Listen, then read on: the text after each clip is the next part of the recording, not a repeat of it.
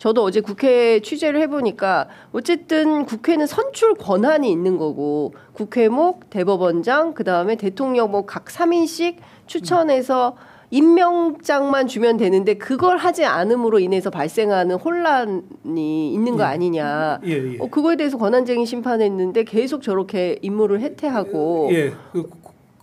그런데 이제 문제는 이제 제가 보기에는 헌법재판소에서는 1차적으로 길을 이렇게 빨리 진행을 한다는 얘기는 문제가 있다. 그 임명을 지연하고 있는 것이 위헌일 것 같다라는 1차적인 판단을 끝냈기 때문에 이렇게 빨리 진행을 한 겁니다. 그런데 진행을 하면서 보니까 이게 1월 22일 날 결심됐단 말이에요. 수요일 날. 그런데 1월 24일 날 금요일 날에 권한대행 쪽에서 변론 제기 신청을 합니다. 그러면서 이 각 당에서 그 후보자를 추천한 경위에 대해서 좀 더 심리를 했으면 좋겠다라고 했는데 그것을 그날 당일날 기각을 합니다. 기각을 하고 우리 2월 3일에 원래 정해진 대로 선거할 거야 라고 했죠.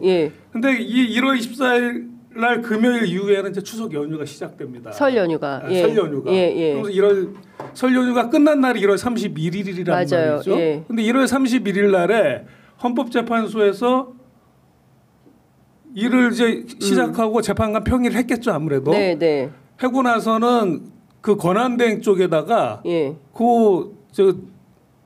그 후보자 추천에 대해 각 당이 후보자 추천 경위에 대해서 사실관계를 정리해서 그날 중으로 제출하라고 했단 말이에요. 그날 중으로. 그랬는데 권한대행 쪽에서는 그날 중은 우리는 못하겠다, 제기해달라. 변론 제기 신청하겠다. 라고 해가지고 이제 그날 1월 31일은 지나갑니다.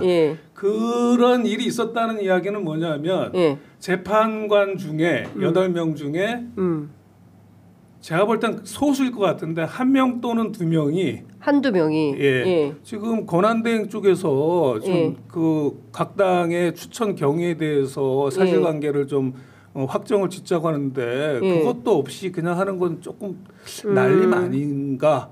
라고 의문을 제기했을 가능성이 있어요. 근데 여기서 저는 이제 헌법재판소의 특수성 같은 걸 좀 이해할 필요가 있을 것 같고 그걸 설명을 좀 해주시면 좋을 것 같은데 콘클라베 방식으로 의견을 정리를 한다면서요. 그러니까 의견이 다 모아질 때까지 기다리고 뭐 소수 의견 작성하기 위해서 시간을 달라 뭐 이럴 때 회의 절차나 이런 것들을 좀 늦추는 경향이 있다는 말씀 좀. 그런 정확히 알고 계신데요.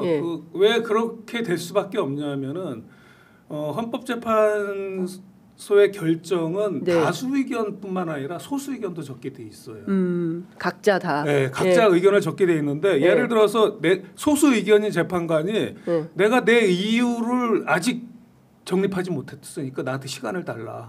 기다려달라. 라고 하면 그걸 기다려줄 수밖에 없는 겁니다. 다른 사람들이. 그러니까 1인에 의해서 시간은 끌려갈 수밖에 없는 구조입니다. 그러면 8명 중에 누군가가 어쨌든 최상목 대행의 입장이나 요구를 좀 받아서 그 사람한테 변론 제기 요청이 있으니 그걸 받아들여서 수용할 책임도 우리한테 있는 거다. 그런 식으로 한 명 정도가 얘기를 했을 것 같고 그 다음에 이제 토요일이지 않습니까?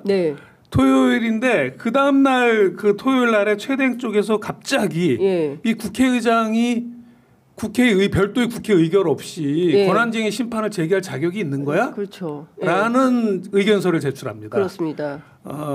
근데 이 의견서를 국민의힘 주진우 법률위원장도 주장을 하고 있거든요. 이 부분이 법률적으로는 제가 볼 때는 이건 논란이 많을 부분입니다. 그렇습니까?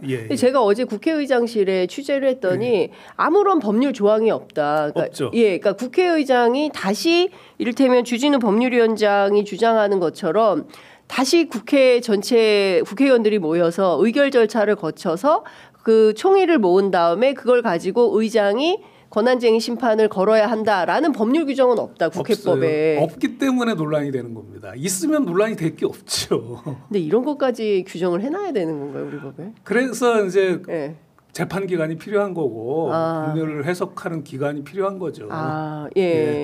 그런데 이거는 분명히 논란의 여지가 있는 부분이고 그 부분을 제대로 짚은 거예요. 사실은 처음부터 짚었어야 됐어요. 그러면 이거는 국민의힘에서 잘 짚은 건가요? 어떻게 봐야 돼요? 법률을 좀 아는 사람이라면 당연히 짚었어야 될 겁니다. 아, 법률을 아는 사람들이라면 예. 그래서 이건 논란의 여지가 있고 이것이 뭐가 정답이라고 누구든 단언할 수가 없어요. 왜? 법률의 규정이 없기 때문에. 아니 근데 통상의 범주에서 보면 이미 그 이제 국회에서 이 3명의 헌법재판관 후보자에 대해서 국회가 의결을 하지 않았습니까?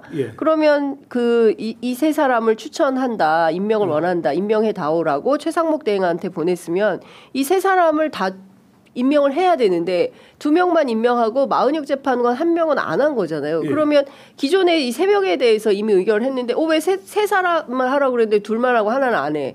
그러니까 이 한 사람 주장을 할 수 있는데 그것과 별개로 권한쟁의 심판을 국회의장이 단독의 의사결정을 통해서 할 수 있느냐라는 거죠. 권한쟁의 심판을 단독으로 할 권한이 있냐. 그렇죠. 예, 그겁니다. 그래서 이미 현재 판례가 하나 있긴 해요. 그러니까 국회의원 개인이 국회의 선출권이 침해받았다고 해가지고 대통령을 상대로 정부를 상대로 권한쟁의 심판을 했는데 자격 없다라고 해서 각하를 했거든요. 그러면은 이정희 의원 때 얘기하시는 거죠. 그런데 이게 국회의장은 이제 국회의 대표자란 말이에요. 그러면은 그 판례는 그 판례고 지금 국회의원은 국회의 구성원에 불과한 거지만 국회의장은 국회의 대표자다. 그렇습니다. 국회의 대표자가 권한쟁의 심판을 할 때도 별도의 국회 의결을 거쳐야 되는 것이냐. 이게 이제 논쟁이 되는 것이죠. 그래서 제가 볼 때는 표면적으로는 바로 이 지점이 이제 변론 재개 사유가 될 것 같고요. 결정적으로 이게 이제 2월 3일 월요일 날에 2월 1일 날에 이제 의견서를 냈고 2월 3일 날에 이제 평의 때 쟁점이 어느 됐구나. 분인가가 분명히 이 문제는 법률적으로 간단한 문제가 아니니 우리가 이거 해결해 가야 되지 않겠느냐. 라는 게 이제 제가 볼 때는 표면적인 사유인 것 같습니다. 재개 사유는. 그런데 이렇게 되기까지에는 또 어떤 문제가 도사리고 있냐면 사실 헌법재판소는 한 명이 그 문제를 제기해도 이게 시급하다고 해서 빨리빨리 진행한 거기 때문에 다수의 의견으로 뭐 문제 없다고 해가지고 권한쟁의 심판을 인용할 수도 있어요. 그런데 그렇게 안 하고 변론 재개를 했단 말이죠. 그 얘기는 뭐냐면은 헌법재판소에서는 이 한 명을 임명을 하느냐 안 하느냐가 대통령이 권한쟁의 탄핵 심판에 영향을 미칠 수 있는 큰 사건이거든요. 이 큰 사건에 대해서 일단 한두 명의 반대 의견이 존재한다는 것이 이제 만일에 결정에서 드러나게 되면 이제 국민 분열을 이제 할 것이다라는 그런 부담감이 있을 겁니다. 헌재 내부에. 헌재 내부에. 그러면 지금 추론해 보면 헌재 내부에 진짜 지금 이제 전체 이게 8인의 재판관이 있는데 그 가운데 한두 분 정도는 탄핵 심판에 대해서 이게 기각되어야 한다라는 입장을 갖고 그것까지는 뭐 상상하기 어려운가요? 그것까지는 아니고요. 그 전 단계로서 한 명 지금 당장 이 한 명을 대행이 임명해야 되느냐 말아야 되느냐와 관련돼서 제가 볼 때는 임명해야 된다라는 생각은 갖고 있을 것 같아요. 8명 전원이. 그렇기 때문에 이렇게 절차가 신속하게 진행이 됐을 거거든요.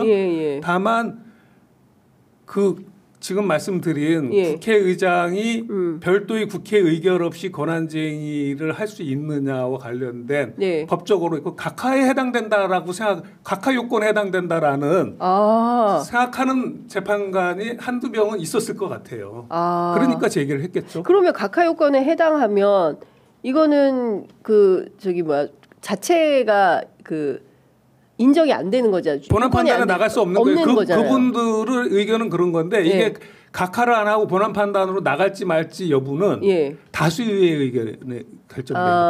다수결에 따라서 그러니까 전체 겁니다. 8 가운데 뭐 5대 3, 6대2 뭐 이렇게 정도 돼도 결정 자체는 할 수 있는 거죠. 거다. 그럼에도 불구하고 재개를 했다는 얘기는 가급적이면은 의문을 충분히 해소시켜줘서 만장일치 견해를 도출하려고 시도하는 것이 아닌가라는 생각이 듭니다.